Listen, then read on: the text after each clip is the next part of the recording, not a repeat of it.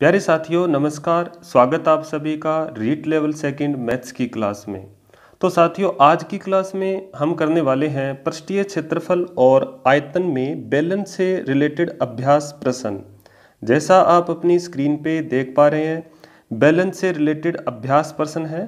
तो साथियों निश्चित रूप से आप इन सभी प्रश्नों को करना चाहिए और ज़्यादा से ज़्यादा प्रश्नों का अभ्यास करें। और यदि आपने बेलन के पृष्ठीय क्षेत्रफल और आयतन के रूल अभी तक नहीं देखे हैं या समझे नहीं हैं तो आप इस वीडियो की डिस्क्रिप्शन में उस क्लास का लिंक देख सकते हैं।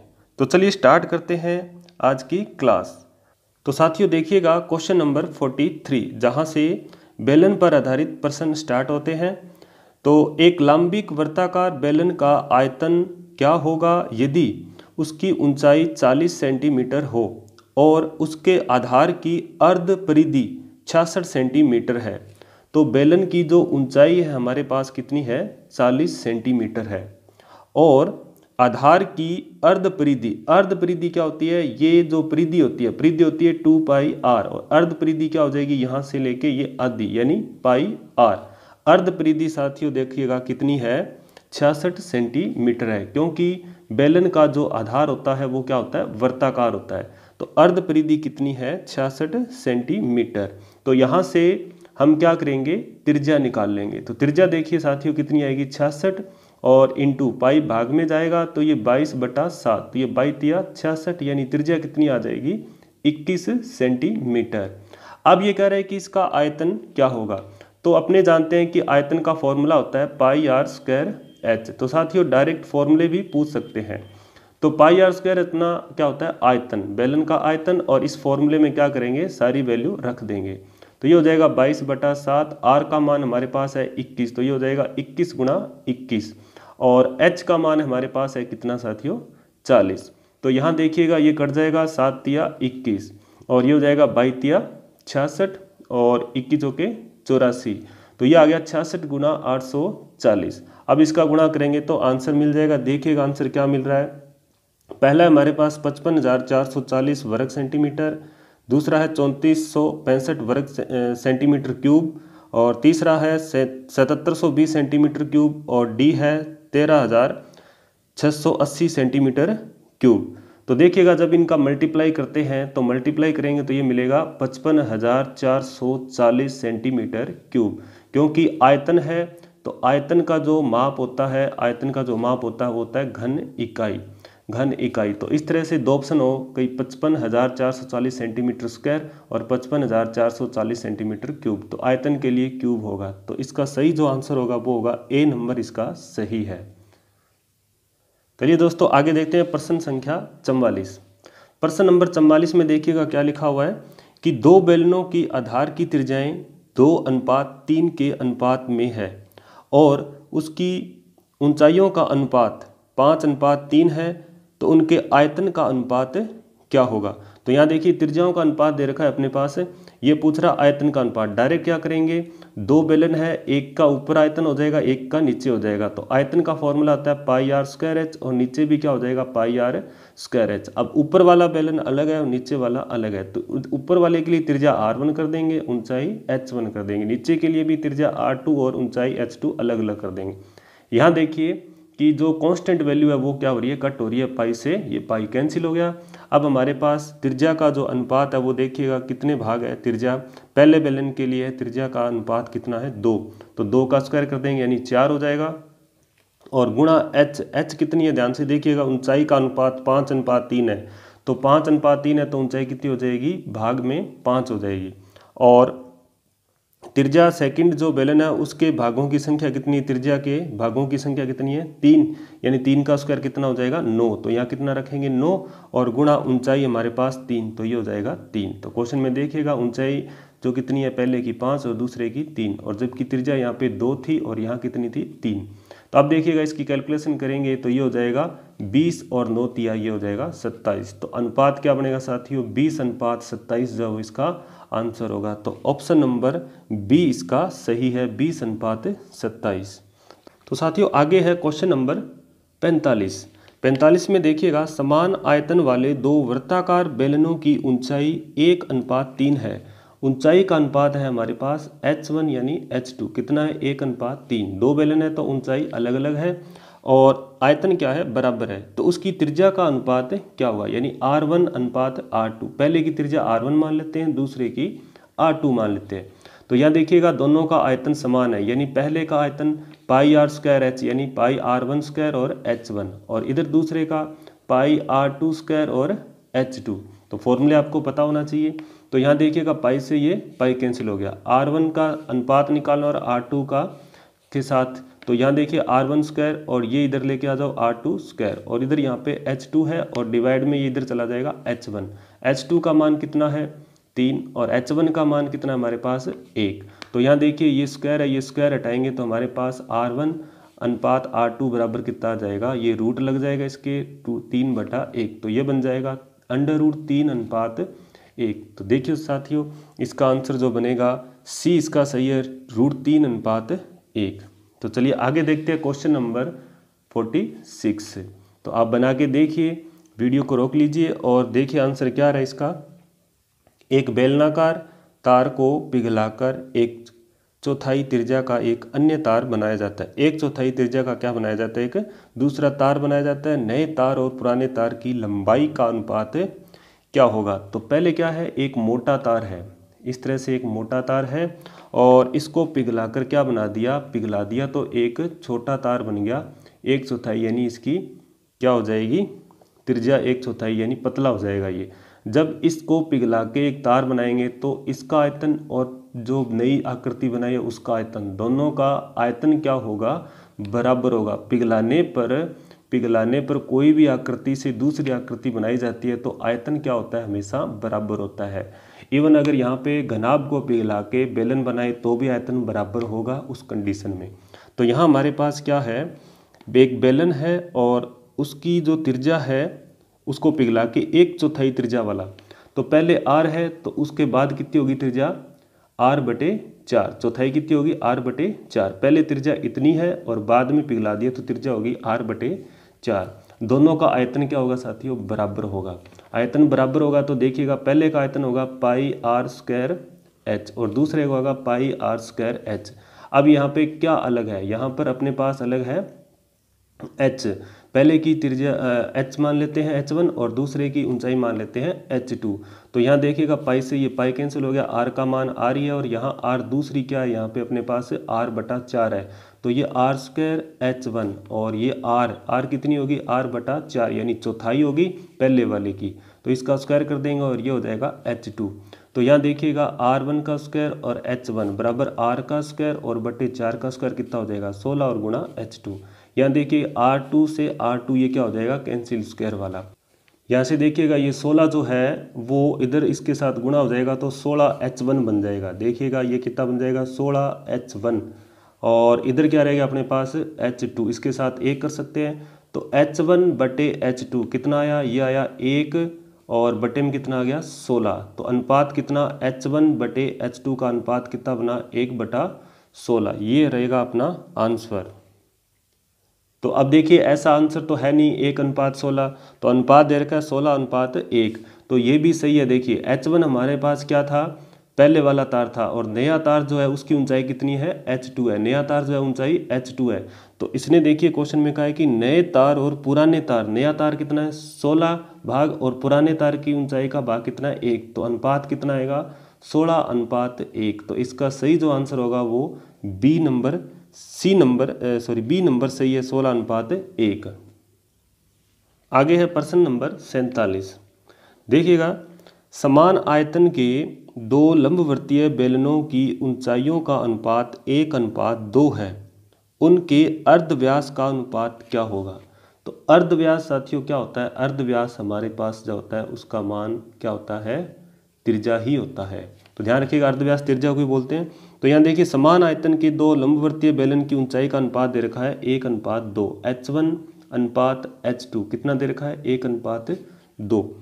आगे कह रहा है कि उनके अर्धव्यास का अनुपात क्या होगा, √2:1, 1:2, 2:1 या 1:4। तो यहाँ देखिएगा कह रहा है कि आयतन बराबर है, तो यानी पहले का आयतन और दूसरे का आयतन आपस में बराबर है। तो बेलन का आयतन हम जानते हैं पाई आर स्क्वायर एच, और दूसरे का भी क्या होगा पाई आर स्क्वायर एच। यहाँ एक बेलन पहला है और ये हमारे पास कौन सा है बेलन दूसरा है। ये बेलन दूसरा हो गया और ये हमारे पास पहला बेलन हो गया। अब देखिएगा ये कह रहा है कि ये ऊंचाई का अनुपात है, तो त्रिज्याओं का अनुपात क्या होगा। तो यानी ये R1 होगी और ये हमारे पास R2 होगी, क्योंकि त्रिज्या अलग अलग होगी, बेलन ऊंचाई अलग है। तो अब ये पाई से पाई कैंसिल हो गया। यहाँ देखिए R1 का स्क्वायर H बराबर R2 का स्क्वायर, और H कितनी है ये देखिए 2 है। पहले की अगर 1 है तो दूसरे की डबल है, पहले की 10 है तो दूसरे की 20 है। तो यहाँ H की जगह क्या कर देंगे दुगना कर देंगे, तो ये हो जाएगा 2H। H की जगह क्या कर दिया दुगना कर दिया।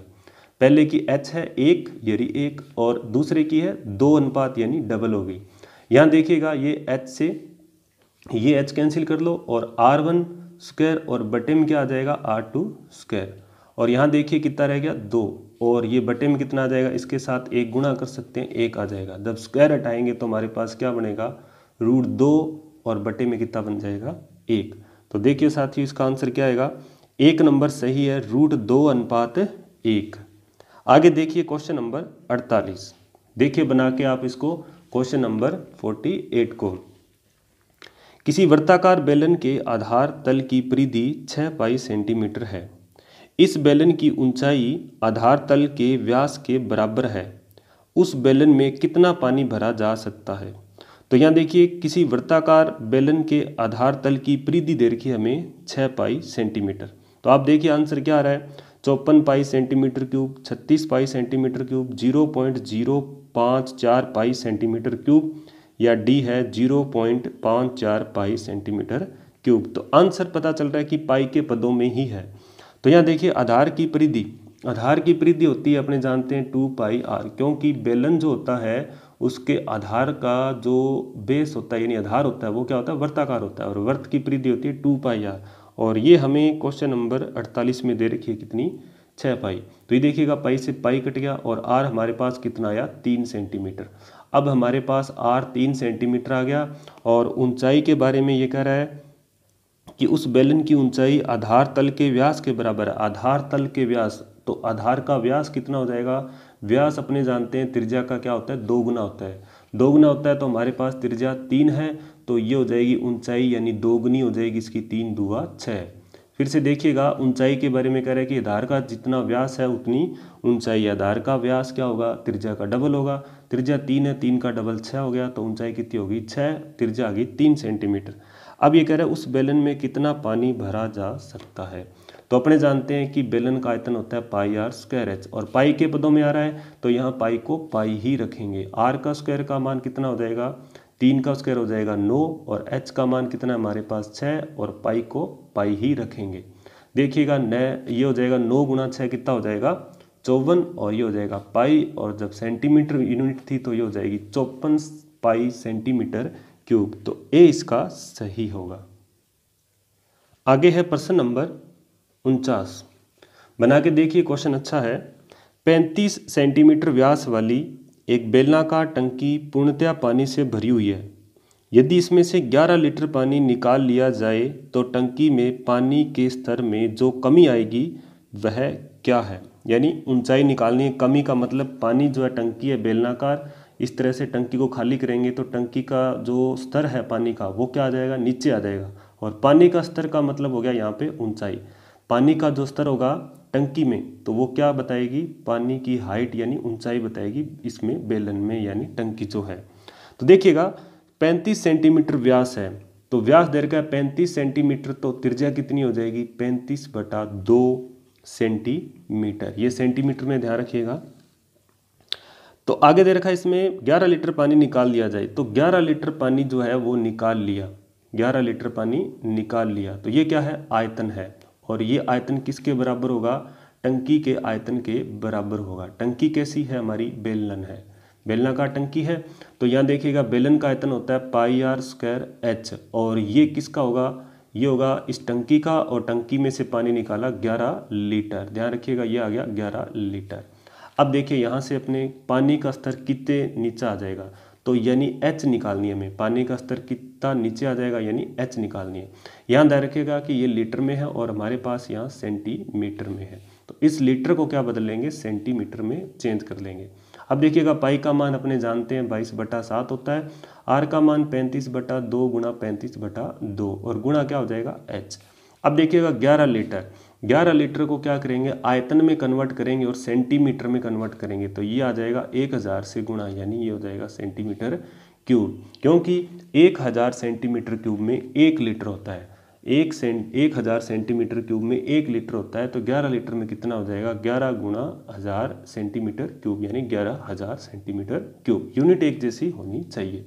अब देखिएगा ये इसका कैंसिल हो गया, यहाँ से ये कैंसिल कर लेते हैं, 7 पंजे 35 और 11 दूआ 22, ये कट गया और ये 5 पे कट गया हमारे पास। अब देखिए h का जब मान निकालेंगे तो ये हो जाएगा 11000 गुणा, ये चले जाएंगे 2 ऊपर और भाग में हमारे पास आएगा 11 गुणा 5, 11 गुणा 5 और ये आ गया हमारे पास 35। अब देखिए यहाँ कैलकुलेशन अगर करें तो कैलकुलेशन देखिए 11 से 11 कट गया, यानी 1 पे कटा, 11 एकम 11 यानी 1000 पे कट गया और ये जो है 5 की टेबल से कटा, 5 दूआ 10 यानी 200 पे कटा।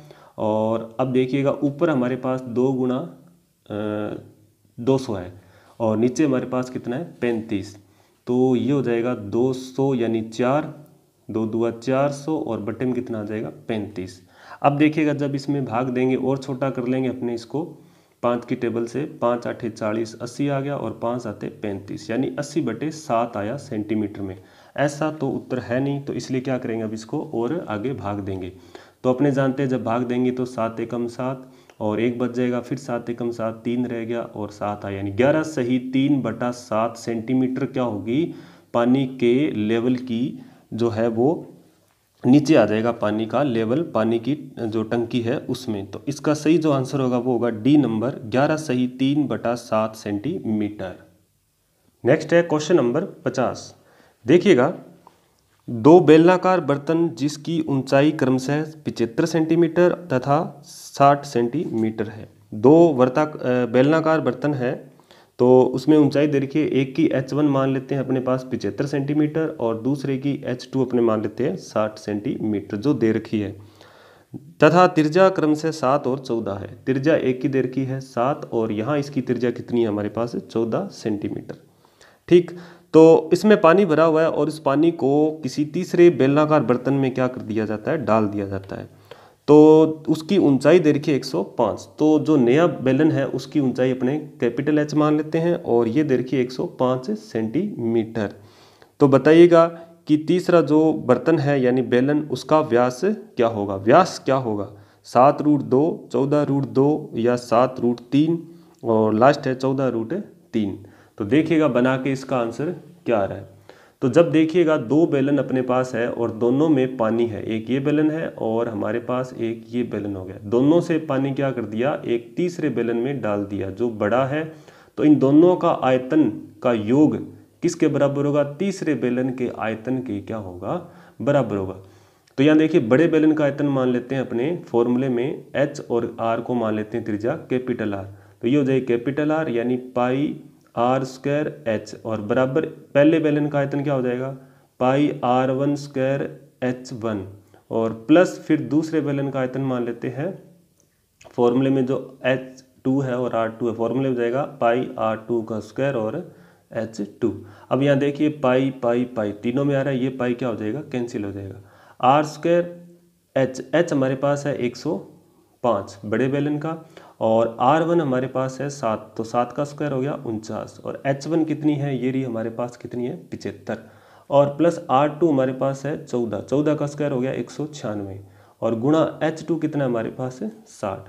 अब देखिएगा ये गुणा में है तो r² बराबर 49 गुणा 75 हमारे पास कितना हो गया, 49 गुणा 75 हो गया 3675। जब गुणा करेंगे, मैंने इसका गुणा करके रखा है, 196 गुणा 60, इनका गुणा हो जाएगा 11760 और बटे में कितना आ जाएगा, ये हो गया इनका गुणा, बटे में आ जाएगा हमारे पास 105। अब देखिए साथियों इन दोनों का क्या कर लो, एडिशन कर लो, दोनों का योग हो जाएगा हमारे पास 15435 और बटे में कितना हो जाएगा 105। जब इसमें भाग देंगे तो आएगा 147, तो r² बराबर कितना है 147, तो r बराबर कितना आएगा, इस 147 के टुकड़े हो जाएंगे 7 गुणा 7 गुणा 3। तो जब स्क्वायर हटाएंगे तो 7 का जोड़ा कंप्लीट हो रहा है, तो ये हो जाएगा 7 और 3 का नहीं हो रहा तो हो जाएगा √3। तो ये देखिए ये त्रिज्या आ गई 7√3। तो व्यास क्या होगा साथियों, व्यास होगा इसका डबल, 7√3 का डबल हो जाएगा, 2 से गुणा करेंगे तो ये हो जाएगा 14√3 सेंटीमीटर। तो इसका आंसर जो आएगा वो आएगा डी 14√3। तो साथियों देखिएगा आगे है क्वेश्चन नंबर 51। यदि किसी लंब वर्ताकार बेलन के आधार की त्रिज्या तथा उसकी ऊंचाई दोनों में 20% की वृद्धि कर दी जाए तो उसके आयतन में कितने प्रतिशत वृद्धि होगी। तो ऑप्शन जैसे आप देख पा रहे हैं 20%, 40%, 60% या फिर 72.8%। तो देखिएगा आर जो है, आर का स्क्वायर और एच और ये होता है पाई, ये होता है बेलन का आयतन। ये अपने जानते हैं बेलन का आयतन होता है। बिल्कुल सिंपल हो जाएगा ये क्वेश्चन। देखिएगा पाई क्या होता है, जब वृद्धि करो या कमी करो, पाई जब वो कांस्टेंट रहेगा तो पाई को यहाँ छोड़ देंगे, आर स्क्वायर एच। देखो आर स्क्वायर एच, आर को 2 बार गुणा करना है और एच को 1 बार गुणा करना है। तो यहाँ देखिएगा आर में क्या कर रहा है 20% वृद्धि और एच में क्या कर रहा है 20% वृद्धि। तो अपने मान के चलते हैं कि शुरुआत में जो आयतन है वो 100% है। कितना है दोस्तों, 100% है। अब देखिएगा नया आयतन क्या होगा, नया आयतन क्या होगा, आर स्क्वायर यानी 20% वृद्धि होगी तो ये हो जाएगा 120 और एच हो जाएगी 120। इस चीज़ को आप ध्यान रखेंगे, 20% वृद्धि कर रहे हैं तो 100 में बढ़ा देंगे और कमी कर रहे हैं तो 100 में घटा देंगे। अब देखिए आर स्क्वायर एच, आर को कितनी बार लिखना है 2 बार, तो ये हो जाएगा 120%, यानी 120% हटाएंगे तो बटे में कितना आ जाएगा 100 और फिर 120/100 क्योंकि त्रिज्या 2 बार है। और ये आ जाएगी ऊंचाई, ऊंचाई भी 20% बढ़ रही है तो ये हो जाएगी 120/100 और गुणा में क्या कर देंगे अपने 100 से और कर देंगे। अब देखिएगा ये 2 जीरो इस 2 जीरो से कट जाएगी, 1 जीरो ये कैंसिल कर लो, 100 से ये 100 कैंसिल कर लो, ऊपर आ गया 12 गुणा 12 गुणा 12, 12 का क्यूब होता है 1728 और बटे में कितना आ जाएगा हमारे पास 10। अब इसका भाग देंगे तो ये आ जाएगा 172.8 और आगे क्या लग जाएगा प्रतिशत, क्योंकि 100 से गुणा किया था। तो देखिएगा नया आयतन कितना हो गया 172.8%, जबकि पहले कितना था 100%। तो साथियों कितने की वृद्धि हुई, तो वृद्धि हुई हमारे पास 172 में से 100 निकाल दो, 72.8% की वृद्धि हुई। तो ऑप्शन नंबर 4 इसका क्या होगा, सही होगा। आगे देखते हैं क्वेश्चन नंबर 52। क्वेश्चन नंबर 52 देखिएगा, एक आयताकार लोहे की चादर 88 सेंटीमीटर लंबी तथा 7 सेंटीमीटर चौड़ी है। इसकी चौड़ाई को स्थिर मानकर लंबाई के एक सिरे को पकड़कर चारों ओर घुमा दिया जाता है। इस तरह बनी बेलनाकार आकृति का आयतन क्या होगा। 2156, 4312, 2156/3, 4312/3। तो निश्चित रूप से आप बना के देखेंगे क्वेश्चन को और बिल्कुल आपका सही होगा, इतना विश्वास है मुझे। तो देखिएगा एक आयताकार लोहे की चादर 88 सेंटीमीटर लंबी है।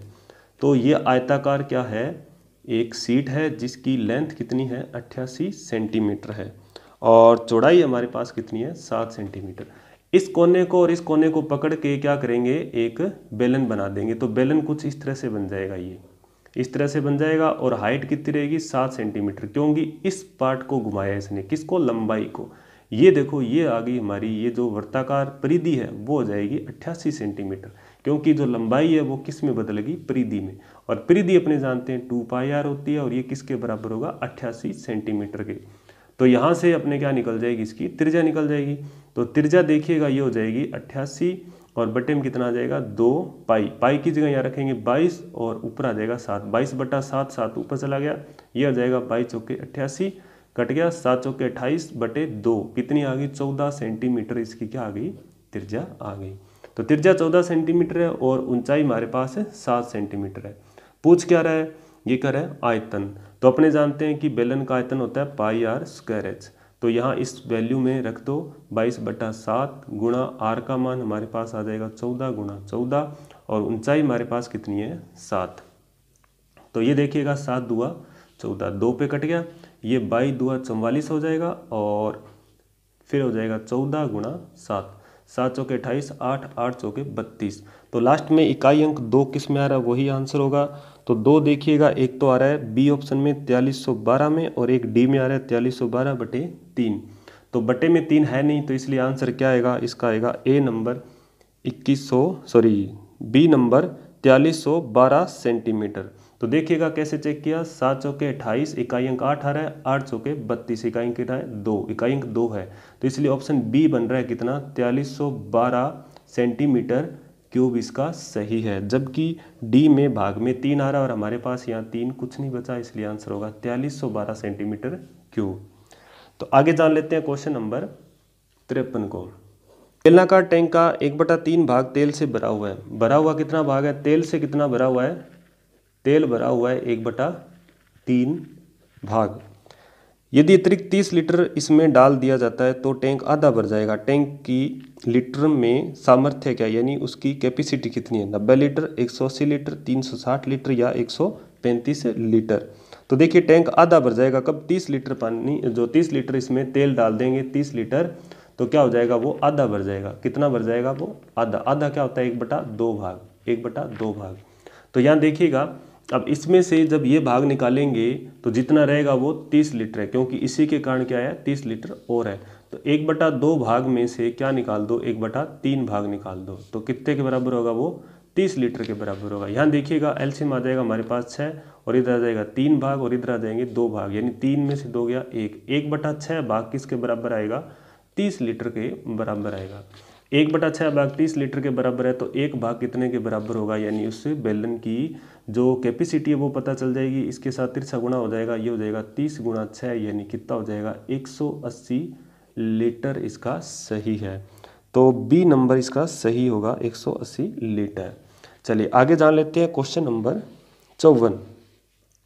क्वेश्चन नंबर 54 देखिएगा क्या कह रहा है, 14 मीटर व्यास वाले 30 मीटर गहरे गोल कुएं में 5 रुपये प्रति वर्ग मीटर की दर से प्लास्टर कराने की लागत क्या होगी। तो देखिएगा जो बेलनाकार कुआं है उसका व्यास दो दे रखा, वो दे रखा 14 मीटर। देखो व्यास कितना है हमारे पास, 2r कितना हमारे पास कितना है, 14 मीटर है। और गहरा यानी ऊंचाई ले सकते हैं, ये दे रखी हमारे पास 30 मीटर। और खर्चा 5 रुपये प्रति वर्ग मीटर की दर से, तो प्लास्टर कराने की लागत क्या होगी। तो निश्चित रूप से आप इस क्वेश्चन को बना के देखिए, होगा, बिल्कुल होगा क्वेश्चन। तो अब देखिए करते हैं अपने, तो देखिए अंदर प्लास्टर करना है, तो अंदर का मतलब क्या हो गया, वक्र पृष्ठीय क्षेत्रफल किसका, कुएं का। तो यहाँ फॉर्मूला क्या लगेगा, वक्र पृष्ठ का क्षेत्रफल, क्योंकि क्या करना है, रंग करना है, पुताई करनी है इसमें, ठीक। तो यहाँ देखिएगा ये हो जाएगा 2πr/h, 2πr/h, तो यहाँ वैल्यू रख दो, तो ये हो जाएगा 2 × 22/7 हो जाएगा, पाई का मान। और r का मान हमारे पास है कितना, व्यास 14 है, तो त्रिज्या हो जाएगी 14/2 आधी, यानी 7 हो जाएगी। और ऊंचाई हमारे पास कितनी है, 30 है। तो यहाँ देखिएगा कैलकुलेशन कर लेते हैं अपने, 7 दूआ 14, ये कट गया, 2 से 2 ये कट गया। अब इन सभी का गुणा कर देंगे, ये हो जाएगा 44 और गुणा 30। अब अपने जानते हैं इनका गुणा करेंगे तो कितना हो जाएगा दोस्तों, ये गुणा करने पर हो जाएगा हमारे पास कितना, 1320 वर्ग मीटर, क्योंकि यहाँ सारे क्या है, वर्ग मीटर में है। 4430 है, उसको गुणा करेंगे तो ये बनेगा हमारे पास 1320, 4 × 12, 12 13, 1320 वर्ग मीटर। ये तो है अंदर का पृष्ठीय क्षेत्रफल। अब खर्चा आ रहा है 5 रुपये प्रति वर्ग मीटर की दर से, तो टोटल खर्चा कितना होगा, 1320 को क्या कर देंगे, 5 से गुणा कर देंगे, तो ये आ जाएगा 6600 रुपये टोटल क्या आ जाएगा खर्चा। तो देखिएगा ऑप्शन नंबर बी इसका सही है, 6600 रुपये। आगे देख लेते हैं क्वेश्चन नंबर 55। आप बना के देखिएगा आपका आंसर क्या आ रहा है। तो देखिएगा क्वेश्चन नंबर 55, एक भवन में 3.5 मीटर ऊंचे 8 बेलनाकार खंभे हैं, जिसमें आधे का व्यास 35 सेंटीमीटर है तथा आधे का 70 सेंटीमीटर है। यानी 4 जो खंभे हैं उनका व्यास अलग है और 4 जो खंभे हैं उनका व्यास अलग है। 12.5 रुपये प्रति वर्ग मीटर की दर से रंग रोगन करवाने में उस पर खर्चा क्या होगा, यानी टोटल खर्चा क्या होगा, 575 रुपये, 1050 रुपये, 1155 या 577.5 रुपये। तो यहाँ देखिएगा एक भवन में 3.5 मीटर ऊंचे 8 बेलनाकार खंभे हैं, यानी यहाँ क्या कर लेंगे, 2 भाग बन जाएंगे। 4 खंभे इधर कर लेते हैं और 4 खंभे क्या कर लेते हैं, इधर कर लेते हैं, क्योंकि इनका व्यास अलग है। ऊंचाई दोनों की क्या है, समान है। तो यहाँ देखिएगा ऊंचाई हमारे पास है 3.5 मीटर और यहाँ भी ऊंचाई हमारे पास है 3.5 मीटर। तो ध्यान से सुनिएगा इस क्वेश्चन को। ऊंचाई है कितनी? 3.5 मीटर। आधे का व्यास यानी इधर व्यास दे रखा है त्रिज्या यानी 2r, व्यास दे रखा है कितना? 35 सेंटीमीटर। ध्यान रखिएगा 35 सेंटीमीटर दे रखा है। तो यहाँ देखिएगा त्रिज्या कितनी हो जाएगी? 35/2 सेंटीमीटर। सेंटीमीटर को मीटर में बदलेंगे तो किससे भाग दे देंगे? 100 से। तो ये हो जाएगा r बराबर कितना? 35 बटे कितना? 200। ये हो जाएगा मीटर में कन्वर्ट हो गया, क्योंकि 1 मीटर में कितने होते हैं? 100 सेंटीमीटर होते हैं और 1 सेंटीमीटर में मीटर में बदलेंगे तो 1/100 कन्वर्ट कर देंगे, 100 से भाग दे देंगे। चलिए जी, अब इधर हमारे पास 2r यानी व्यास दे रखा है, बाकी जो 4 खंभे हैं उनका दे रखा है 70 सेंटीमीटर। कितना दे रखा है? 70 सेंटीमीटर। तो त्रिज्या हो जाएगी 70/2 सेंटीमीटर। मीटर में बदलेंगे तो हमारे पास आ जाएगा 70 बटा कितना? 200 मीटर। अब हमारे पास त्रिज्या है पहले की और ये है दूसरे की त्रिज्या 4 की, यानी 4 खंभों की त्रिज्या ये हो जाएगी और पहले 4 की त्रिज्या ये हो जाएगी। अब देख लेते हैं इनका कुल पृष्ठीय क्षेत्रफल कितना बनेगा।